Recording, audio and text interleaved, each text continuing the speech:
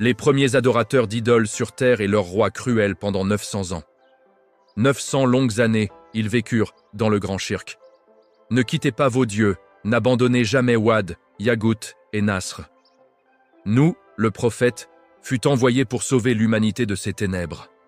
Un prophète, si Dieu voulait envoyer un messager, il enverrait un ange, pas un humain. Bien qu'il soit loué dans le Coran, son propre peuple ne l'accepta pas. Ils rejetèrent Allah, ils refusèrent d'abandonner leurs idoles. Pourquoi construis-tu ce navire? Où est l'eau? Cet homme est fou. Et puis ce jour arriva. L'eau jaillit des profondeurs de la terre.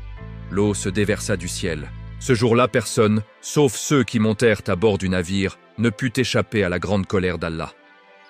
De cette façon, je serai en sécurité contre ce déluge.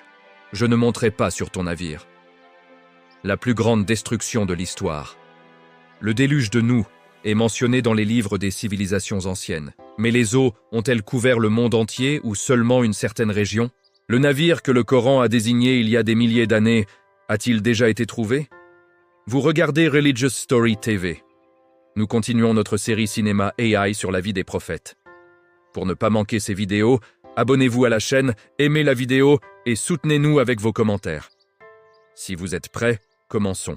Selon le rapport d'Ibn Abbas, qu'Allah soit satisfait de lui, pendant les 10 générations entre Adam et nous, tous les gens étaient sur l'islam. Il n'y avait pas encore de shirk. Personne n'imaginait même associer des partenaires à Allah. Mais le temps était cet ennemi silencieux qui change tout. Il se déplaçait tranquillement. Les générations allaient et venaient. Et chaque nouvelle génération s'éloignait un peu plus de la première pureté. Lorsqu'Idriss fut élevé au ciel, il laissa derrière lui un vide profond. Les gens ressentirent l'absence de ce grand prophète. Mais parmi eux se trouvaient des hommes vertueux qui continuèrent ses enseignements. Wad, Suwa, Yagout, Yaouk et Nasr. 5 noms, 5 hommes justes suivirent la voie d'Idriss. Ils vécurent la religion, enseignèrent aux gens et les guidèrent. Ils avaient une place très élevée au sein de la communauté. Les gens les aimaient, les écoutaient et suivaient leurs conseils. Parce qu'ils étaient là, l'absence d'Idriss ne se faisait pas sentir aussi douloureusement. Les années passèrent, ces hommes importants et sages moururent. Chaque décès laissa un profond chagrin dans le cœur des gens. « Comment pouvons-nous les oublier ?» murmurèrent les gens. « Ils ont fait tant de bien pour nous. Ils nous ont guidés sur le droit chemin. Nous devons nous souvenir d'eux, » dirent-ils. Puis vint cette idée tranquille. Personne ne savait d'où elle venait, mais elle semblait très logique. « Faites leurs statues, placez-les là où ils avaient l'habitude de s'asseoir. Quand vous les verrez, vous vous souviendrez d'eux. Vous vous souviendrez de leur bonté, de leurs conseils, de leurs paroles aimables. » Les gens se regardèrent les uns les autres. Cela semblait raisonnable. Seulement pour la mémoire, seulement pour ne pas oublier. Pas pour l'adoration, qu'Allah nous en préserve. Seulement pour se souvenir de ces hommes justes. Et les premières statues furent de fabriquer. Une statue de Wad, là où il avait l'habitude de s'asseoir. Une statue de Suwa, là où il avait l'habitude de s'asseoir. Chaque statue portait le nom de cette personne. Quand les gens passaient, ils s'arrêtaient et se souvenèrent de ces hommes justes et des bons jours. Au début, personne ne les adorait. Personne ne pensait même à une telle chose. C'était seulement des souvenirs, des statues de pierre, des formes sans vie, seulement des rappels. Mais le temps passa. Une autre génération vint et partit. Les dernières personnes qui connaissaient la vraie histoire de ces statues moururent également. Maintenant, personne ne savait ce que ces hommes étaient vraiment. Seules les statues restaient, et des histoires exagérées autour d'eux. Les histoires grandissaient à chaque récit. Elles grandissaient encore plus. Wad n'était plus seulement un homme sage. Les gens disaient qu'il avait des pouvoirs divins. Suwa et Yagout aussi. Ils disaient qu'il pouvait même apporter la pluie. C'est ainsi que cela commença. Lentement, tranquillement. Certaines personnes commencèrent à s'incliner devant les statues. Certains faisèrent des offrandes. Certains espéraient de l'aide de leur part. Shaitan sourit tranquillement. Son plan avait fonctionné. Le premier shirk de l'histoire humaine naquit ainsi. Alors que les générations passaient, les choses empirèrent encore. Maintenant, chaque tribu avait sa propre idole. des bénévoles s'occupaient des idoles et collectaient les offrandes des gens. Les gens croyaient maintenant que ces statues portaient un pouvoir divin.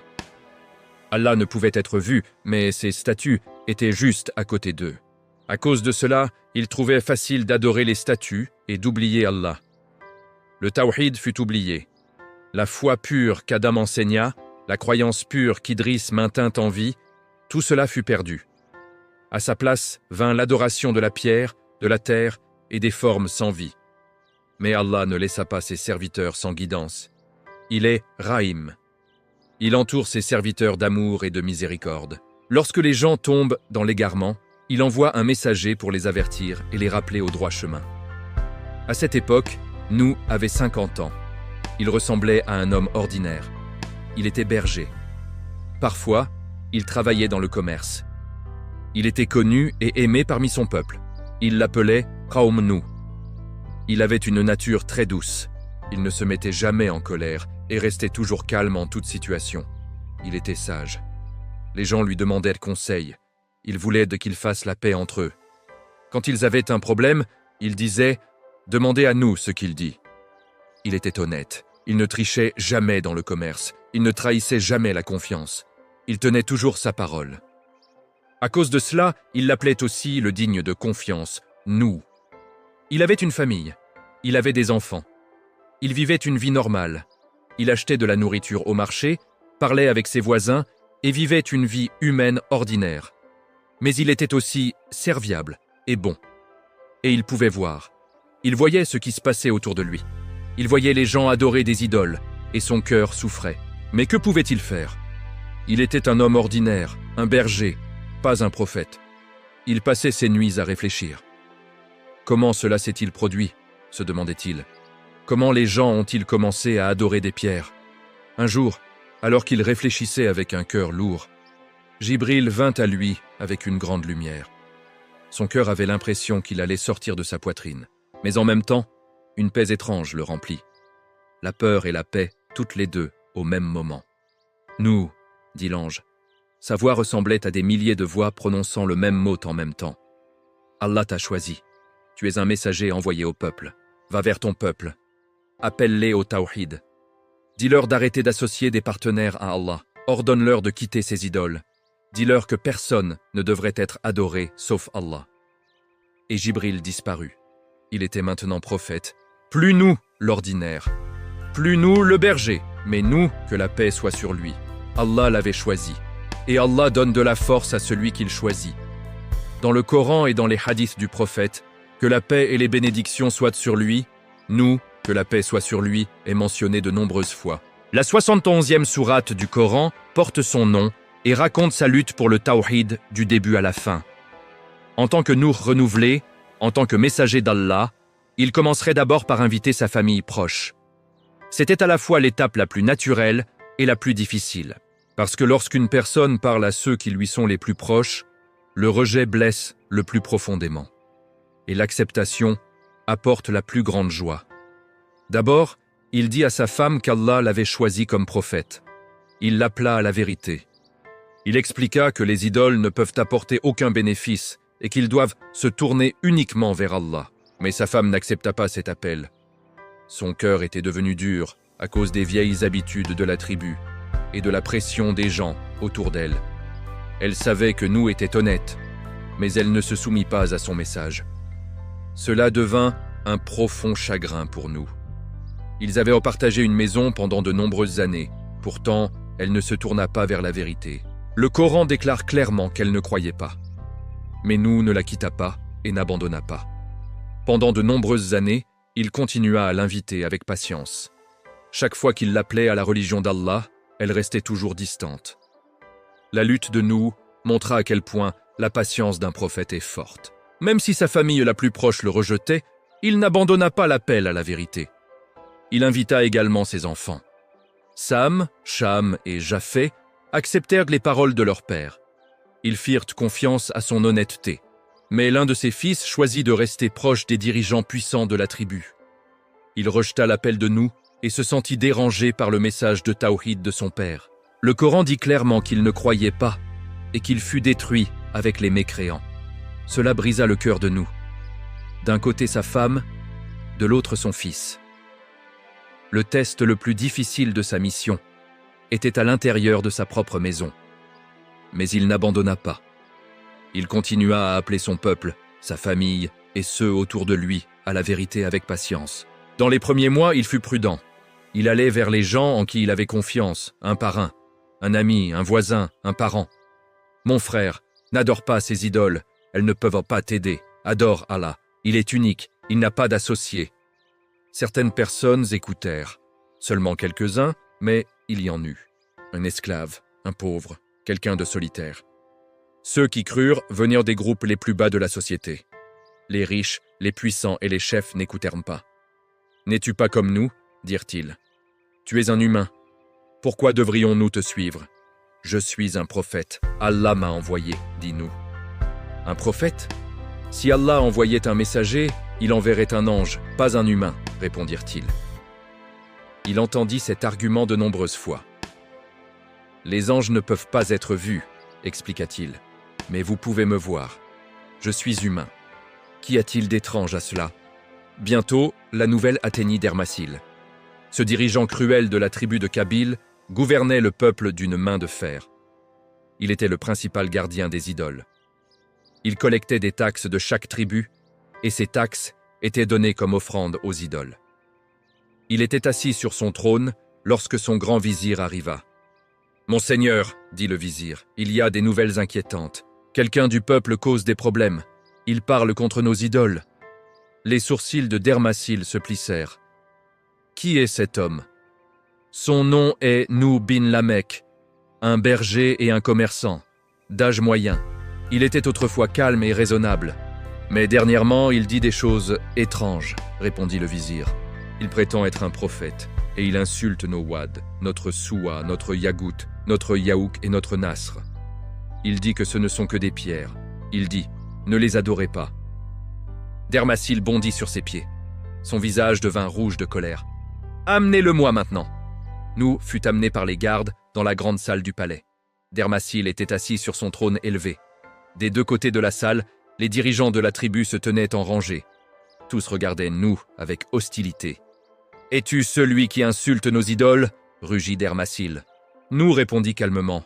« Je ne dis que la vérité. Ces idoles sont des pierres que vous avez sculptées de vos propres mains. Elles ne peuvent ni voir, ni entendre, ni nuire, ni profiter. » La salle se remplit de bruit de colère. « Honte à toi, dit Dermasil. Nies-tu nos dieux? Te détournes-tu du chemin de nos ancêtres? Je ne me détourne pas du chemin des ancêtres, mais de l'erreur des ancêtres. Et je t'appelle aussi, retourne à Allah, il n'y a de Dieu que lui. »« Qui penses-tu être ?» cria l'un des chefs. « Tu es un humain comme nous. Qu'est-ce qui te rend spécial ?»« Allah m'a choisi, dit Nou. Il m'a envoyé comme prophète. » La salle explosa de rire, des rires moqueurs et insultants. « Un prophète ?» dit Dermasil. « Tu es un berger. Comment peux-tu être prophète ?»« Oui, dit Nou d'une voix forte. Et je vous dis, retournez à Allah, quittez les idoles, croyez au tawhid. Si vous ne le faites pas, la fin terrible que vos ancêtres ont affrontée dans la tombe viendra aussi à vous. » Dermasil leva la main. Les gardes le battirent sans pitié. Nou tomba au sol, mais il ne gémit pas. Il ne pleura pas. Seule une prière vint de ses lèvres. « Ya Rabbi, donne-moi la patience !» Nou sortit du palais en titubant. Son corps souffrait et chaque pas apportait de la douleur. Mais son esprit n'était pas vaincu. Les années commencèrent à passer. 1 année, 5 ans, 10 ans, 50 ans. Nou ne s'arrêta pas. Chaque jour, chaque heure, chaque minute, il continua d'appeler son peuple. Parfois, quelqu'un qu'il rencontrait dans la rue la nuit, parfois au marché à midi, parfois en visitant la maison de quelqu'un. Il utilisait chaque chance. Mais chaque appel ne faisait qu'augmenter leur résistance. Les années passèrent, des centaines d'années. De nouvelles générations grandirent, tandis que Nou continuait à les appeler. Nou parla aussi à ces nouvelles générations. Les mêmes mots, les mêmes avertissements, les mêmes bonnes nouvelles. Mais elles aussi refusèrent d'écouter. « Cet homme, disait-elle, a aussi parlé à nos pères. Ils n'ont pas cru. Pourquoi devrions-nous croire ? Parfois, nous leur disait, « Les pères font des erreurs. Ne répétez pas l'erreur de vos pères. »« Insultes-tu nos ancêtres ?» criait-il. Nous, avec patience, dit « J'essaie de les sauver. Ils ont fait une erreur, mais vous avez encore du temps. Vous pouvez revenir. » Ils n'écoutèrent pas. Chaque nouvelle génération était plus obstinée que la précédente, plus cruelle, plus insouciante. Quiconque l'aide sera puni. Les années passèrent jusqu'à atteindre 900. Un jour, Nuh, que la paix soit sur lui, fut secoué par un message lourd que Jibril apporta. Le jugement était maintenant proche. Allah lui dit cette vérité. « Ô Nuh, de ton peuple, personne d'autre ne croira jamais, sauf ceux qui ont déjà cru. Ne sois pas triste à cause de ce qu'ils font. » C'était un tournant. Nuh leva ses mains vers le ciel. Cette fois, sa dua n'était pas pour la guidance, mais pour que la terre soit purifiée. Sa voix portait le poids de 9 siècles de douleur. « Mon Seigneur, ne laisse pas sur terre un seul mécréant vivant, car si tu les laisses, ils égareront tes serviteurs et ils ne donneront naissance qu'à des enfants corrompus et ingrats. » Les cieux tremblèrent avec cette dua, et le commandement vint. Construis le navire sous nos yeux et selon notre révélation. Nuh prit sa hache. Il tourna le dos à la ville et marcha vers cette colline sèche, loin de l'eau, à des jours de la mer. Seuls les 80 croyants et ses fils loyaux étaient avec lui. Kinan resta derrière, célébrant dans le palais brillant de Nevlin. Aucun d'eux ne comprit que chaque coup de hache de Nuh comptait à rebours vers leur propre fin. La révélation était venue. Les paroles étaient terminées. L'action avait commencé. Nuh, que la paix soit sur lui, n'allait plus aux places publiques ni n'essayait de discuter avec les cruels pendant de longues heures. Les gens disaient « Nuh a finalement abandonné, sa folie s'est tournée vers l'intérieur. » Mais en vérité, Nuh avait commencé à construire l'architecture de leur jugement. Le commandement d'Allah était clair, « Construis le navire sous nos yeux. » Mais il n'y avait pas de bois de construction. Nuh alla dans les terres sèches à l'extérieur de la ville. Il planta des arbustes. Ce n'étaient donc pas des arbres normaux. C'étaient des arbres forts, connus sous le nom de chênes indiens, résistants à la pourriture de l'eau et au temps. Son peuple rit à nouveau. Regardez-le maintenant, il est devenu fermier, il plante des arbres qui ne pousseront même pas de notre vivant. Nuh resta patient. Pendant 40 ans, oui, 40 longues années, il attendit que les arbres poussent. Pendant ce temps, les gens devinrent encore plus rebelles. Leur cruauté atteignit le ciel. Et pendant que Nuh arrosait les arbres, ses larmes tombaient dans le sol. Chaque arbrisseau était élevé pour le déluge à venir. Lorsque les arbres devinrent finalement énormes, Nuh reprit sa hache. Avec les croyants, il commença à les couper. Bientôt, cette colline aride se transforma en chantier de construction. Jibril, que la paix soit sur lui, vint en personne et enseigna à Nuh les plans du navire. Ce n'était pas une invention humaine. C'était une structure conçue par la sagesse divine. Lorsque la quille du navire apparut, ceux qui la virent furent stupéfaits. Sa longueur était de 300 coudées, environ 150 à 200 mètres. Sa largeur de 50 coudées, sa hauteur de 30 coudées. La partie avant ressemblait à la poitrine d'un oiseau, capable de fendre même les vagues les plus sauvages. Les planches de bois n'étaient pas seulement verrouillées ensemble, mais aussi clouées avec du fer. Pour la première fois dans l'histoire, le fer et le bois furent joints avec une telle force. Nuh scella les interstices avec du goudron, rendant le navire étanche. Le navire avait 3 niveaux. Mais la chose la plus étrange était l'endroit où il était construit. Loin de la mer, sur une colline désertique sèche où même une rivière ne passait pas. Sous le soleil brûlant, le squelette d'un navire géant s'élevait. Ce site devint une raison constante pour que les gens se moquent. Lorsque la nouvelle atteignit le palais de Nevlin, le roi et ses partisans vinrent sur le chantier de construction juste pour en rire. Nevlin, assis sur son cheval, cria à Nuh qui sculptait du bois avec de la sueur sur le front. « Ô Nuh, tu as échoué en tant que prophète et maintenant tu es devenu charpentier. » Ces hommes éclatèrent de rire. Un autre cria « Comment vas-tu faire bouger ce navire? Vas-tu faire tirer des bœufs ou penses-tu que le vent le soufflera dans les airs? Il n'y a pas d'eau ici, pas d'eau !» Nuh, que la paix soit sur lui, posa son outil. Il essuya la sueur de son front et dit « Vous riez de nous maintenant, mais sachez que bientôt nous rirons de vous. Tout comme vous avez ri de nous, alors vous saurez qui fera face au châtiment déshonorant et qui souffrira du tourment durable. » Ils rirent à nouveau. « Il est fou, dirent-ils.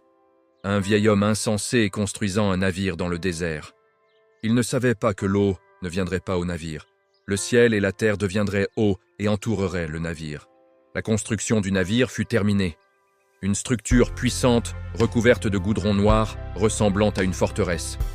Les croyants terminèrent leurs préparatifs. Allah avait déjà dit à nous le signe du début du déluge lorsque le tanour bouillira. Tanour signifie le four où le pain est cuit, un lieu de feu, l'opposé de l'eau. Un matin, à l'aube, il se tenait près du tanour dans la maison de nous, ou selon un autre rapport, un endroit spécial à l'intérieur du navire. Lorsqu'ils regardèrent pour allumer le feu, ils virent quelque chose d'incroyable. Du sol sec, de l'endroit où le feu brûle normalement, ce n'était pas de la fumée qui s'élevait. L'eau commença à bouillir et à jaillir vers le haut.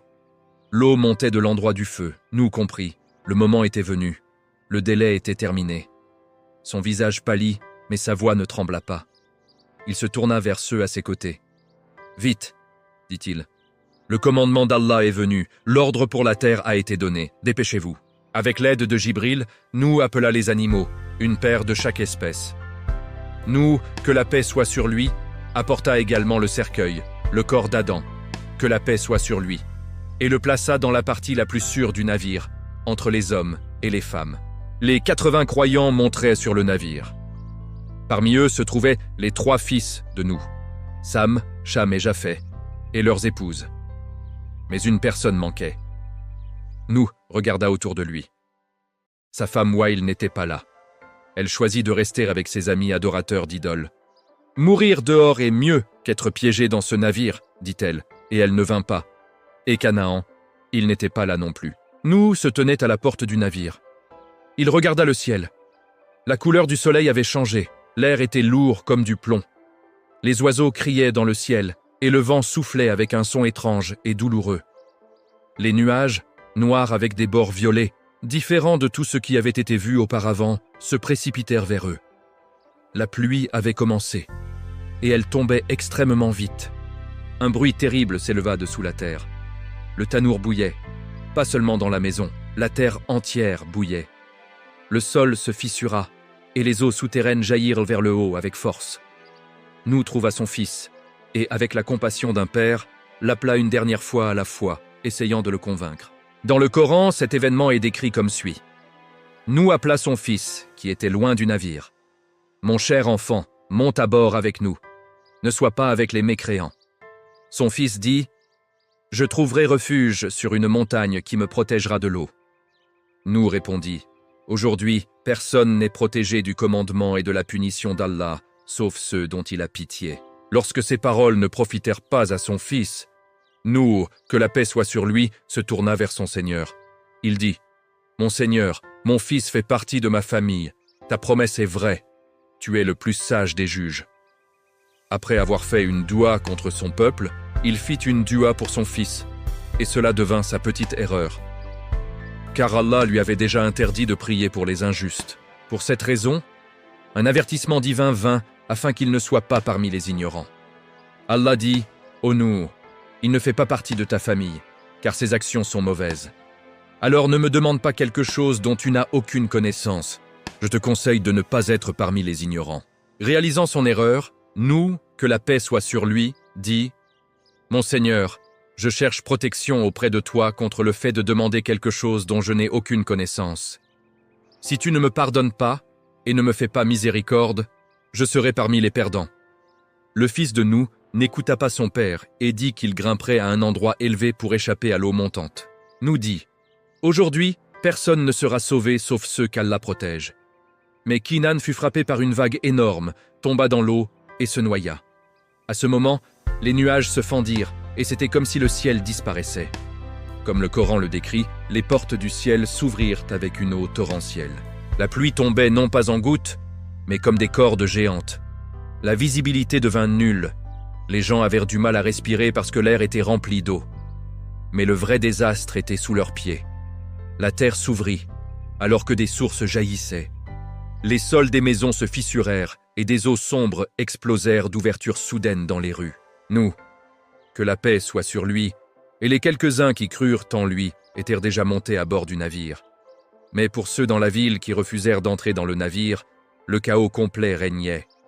Les grands palais, les temples qui semblaient inébranlables, tremblèrent comme des tours faites de papier. Les statues géantes sur la place, Wad, Suwa, Yaguth, ces pierres devant lesquelles les gens s'inclinaient et disaient « Protégez-nous ».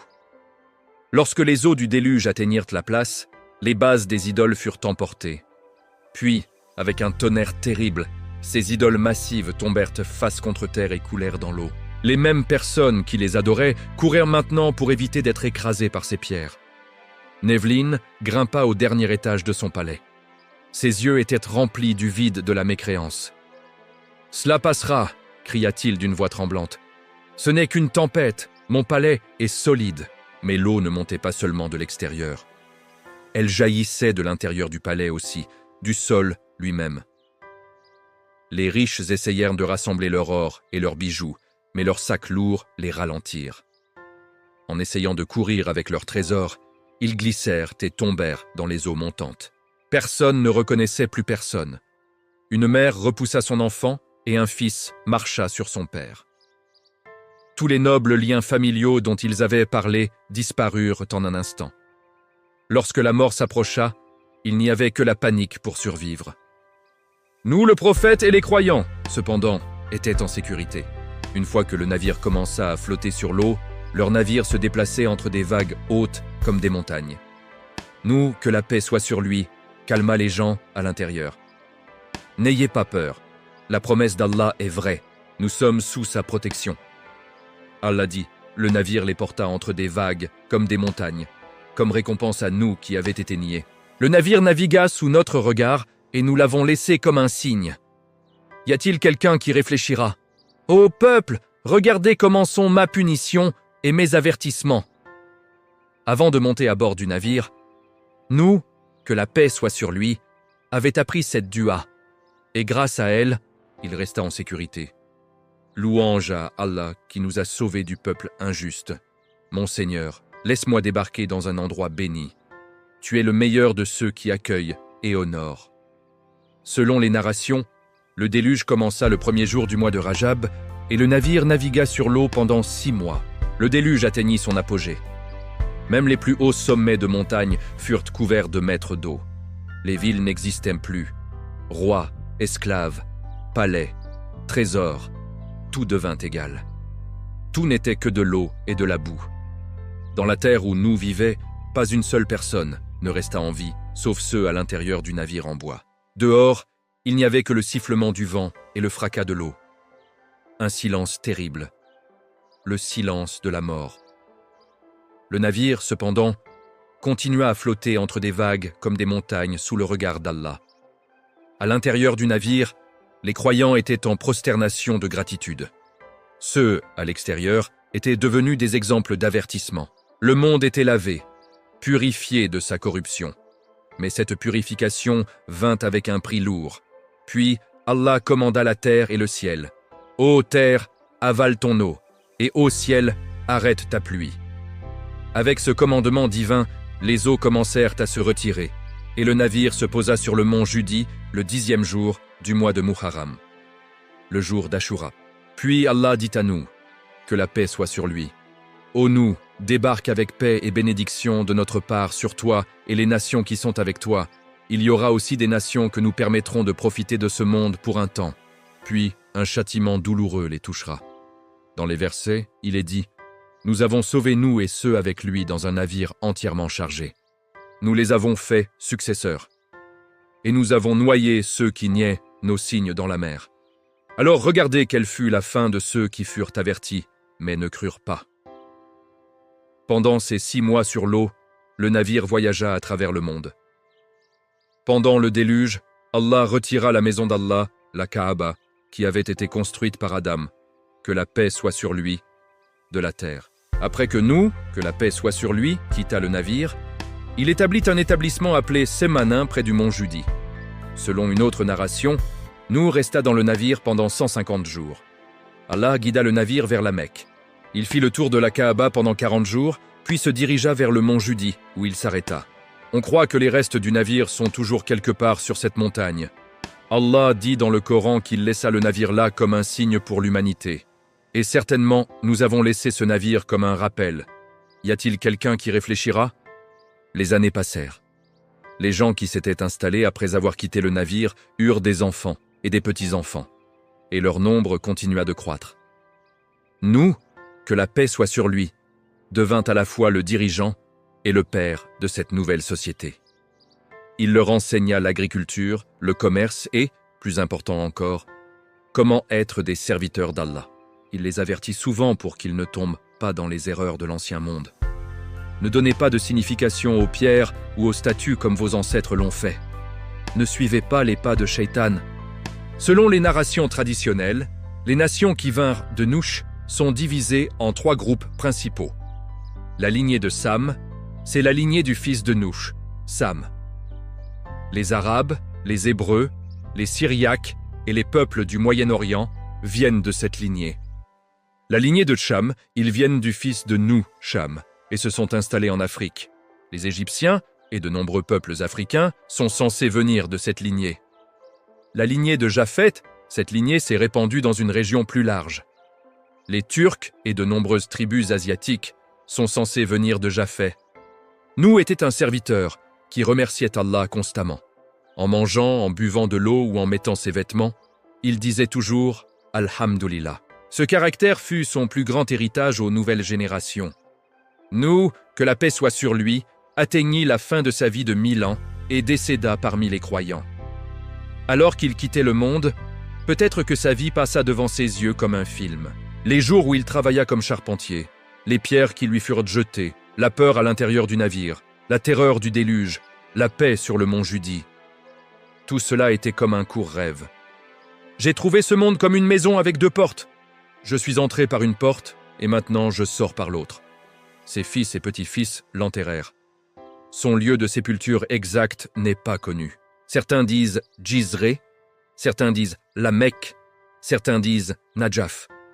Pourtant, son véritable lieu de repos était dans les cœurs des croyants. Il devint un symbole de patience, de gratitude et de force. Le navire resta au sommet du mont Judi pendant des siècles comme un signe. Son bois a peut-être pourri, mais son histoire non. Même aujourd'hui, dans le dessert appelé Ashura qui est cuit chaque année, les gens se souviennent du dernier repas fait sur le navire de Nouh. Sa bénédiction et son espoir demeurent encore. Et lorsque le jour du jugement viendra, les gens seront rassemblés. Nouh, que la paix soit sur lui, sera appelé. As-tu délivré le message? Lui sera demandé.